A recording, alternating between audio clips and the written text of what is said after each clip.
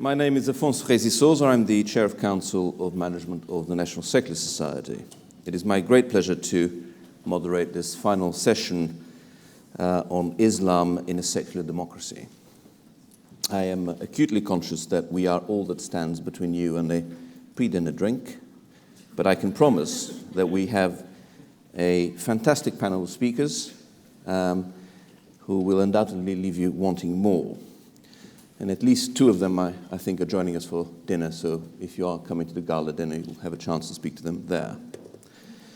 The format is that Raheel Raza is going to speak first, followed by Majid Nawaz and Douglas Murray. Raheel Raza is an award-winning Pakistani-Canadian journalist, now based in Toronto, where her book, Their Jihad, My Jihad, was published in 2012. She's also the president of the Council for Muslims Facing Tomorrowwhich, which campaigns to promote the principles of individual rights and freedoms among Muslims. Before she speaks, we're going to play a short video narrated by Raheel, which was produced by the Clarion Project. The video is 14 minutes long. It's called By the Numbers and deals with radical ideology in the Muslim world. After that, Raheel will make some remarks. Sorry. She'll be followed then by Majid Nawaz, who, as many of you will know, has had a somewhat varied career, starting off as a young Muslim radicalized in London, becoming a member of Hizb ut-Tahrir, eventually spending time in prison in Egypt, before renouncing his past and becoming a liberal politician back in the UK. In 2015, he was a parliamentary candidate in my own constituency in London, thank you, for the Liberal Democrats, which unfortunately he did not win. He's perhaps best known for founding the Quilliam Foundation, dedicated to raising awareness of and combating Islamism. And I'll leave it to Majid to draw the distinction between Islamism, which he opposes, and Islam, which he espouses. Finally, we'll have Douglas Murray, British journalist, author, and broadcaster, Assistant Director of the Henry Jackson Society, British think tank named after the Scoop Jackson, the US Senator, and as well as being the Associate Editor of Spectator magazine. He's also a regular presence in our TV screens in the UK, in programs such as Question Time and The Daily Politics. So each of the speakers will have a few remarks, and then we'll open it up to Q&A. So without further ado, by the numbers, please, the video.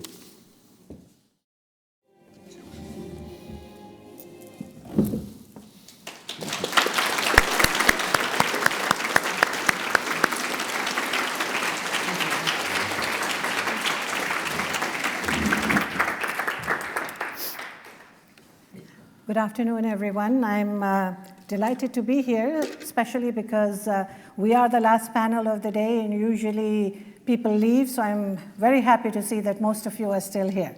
Gives us hope. I wanted to show you this documentary because I wanted you to get an idea of how deeply embedded this radical ideology is today, at present, among believers. But when we speak of Islam and Muslims, there was a time when Muslims did not reject secularism. Theologically, the Quran, which is the holy book of Muslims, does not give the concept of a state. It speaks of moral and ethics. It's more concerned about polity than it is about law. We also have a precedent of the Prophet Muhammad, who had gone from Mecca to Medina. In Medina, he set up a constitution. Then when he came back and conquered Mecca, he had the opportunity to make that the state. That was the place that housed the Holy Kaaba, but he did not. He kept the constitution in Mecca. So in some of our understanding, that was a separation of mosque and state. And of course, he advised his followers to have the belief of follow the laws of the land where you live, unless you are forced to do something that is against the faith. And historically, under the Ottomans and in Spain, Islam did not reject secularism. And we know that Indian Muslims have also largely embraced secularism. But Orthodox and fundamentalist Muslims have always rejected secularism as being anti-Islam. Their only definition of secularism is that it is against religion, and in their case, especially against Islam. Maulana Maududi, the founder of the Jamaat-e-Islami, which is the Pakistani Muslim Brotherhood, said, and I quote, "Those who participate in secular politics are raising a flag of revolt against Allah, God, and His Messenger." And a lot of people follow that belief.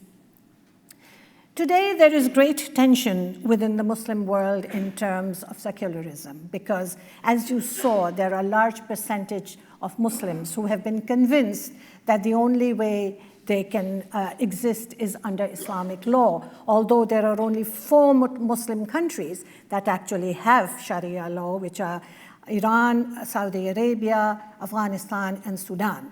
But the rest of the Muslim world has at times followed secular law. In Pakistan, where I come from, they follow the British common law. Thank you for the remnant of that after colonization. They also do allow Sharia and tribal law. But I'll tell you how ironical it is that in Pakistan, for example, a Muslim couple may go to a civil court and get a divorce, and it is accepted, that divorce that is performed in the civil court is accepted in the religious courts. But right here in the United Kingdom in London, the civil court divorce is not accepted by the religious court. So the couple then has to go to the Sharia Council or the Sharia court, which your country has been so kind to offer 100 Sharia courts to the Muslims living here under the umbrella of multiculturalism, which then gives them an alternate.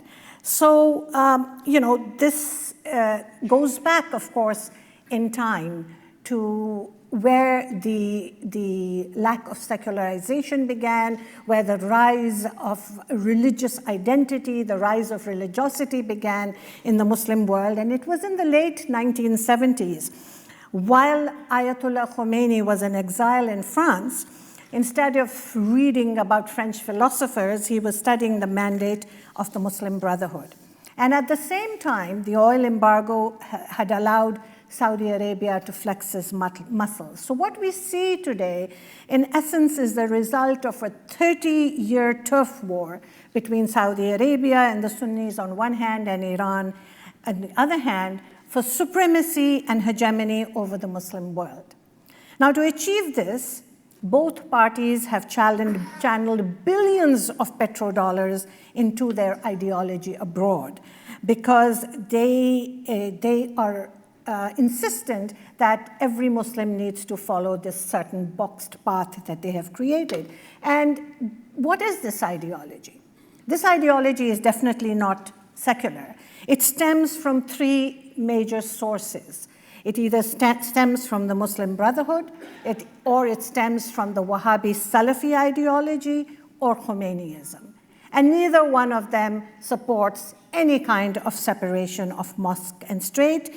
They want to promote Islam as the solution and wish to impose Sharia law on Muslims, not only those living in Muslim lands, but those now living in the West as well. So there have been many moves to impose a Sharia law. As a Canadian, I'm proud to tell you that about 7 years ago, when this proposition came up in Canada, the women's rights groups, the liberal groups, all together lobbied long and hard. And we actually got rid of that loophole within the Canadian law that allowed for arbitration. So we did not allow Sharia councils to exist. And that has been a great, great move in the right direction. So if we leave aside the Muslim world, where they have a choice to follow Sharia law or not, let's look at Muslims in the West. And I have to tell you that I am an eternal optimist, and I work as a Muslim reformist with my friend Majid Nawaz and the Quilliam Foundation. And we definitely believe that the reform can only come if there is separation of state and religion. And that is an essential component of any reform to take place, as you saw in the Christian world as well.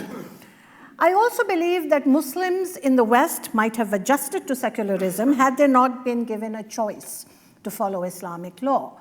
So why is it that they were given this on a platter? I know in the case of the United Kingdom, your Archbishop of Canterbury, Rowan Williams, made a statement in which he felt that it was okay to allow minority communities, and minority communities under this umbrella of monoculturalism were looked upon as a monolith. They were not no individual thought was considered. This was a block, that Muslims are a block, they're all alike, so they should have Sharia law. And I believe in my readings in this fantastic book by a Yemeni-Swiss scholar, Dr. Elham Manea, has just published a book called Sharia and Women, which is very little about women in Sharia, but it speaks about what has happened in the United Kingdom. She has studied and investigated the Sharia councils, the cases that have come under it, and how all this came together. And she says that she believes that it was because Rowan Williams was sensitive to the fact and afraid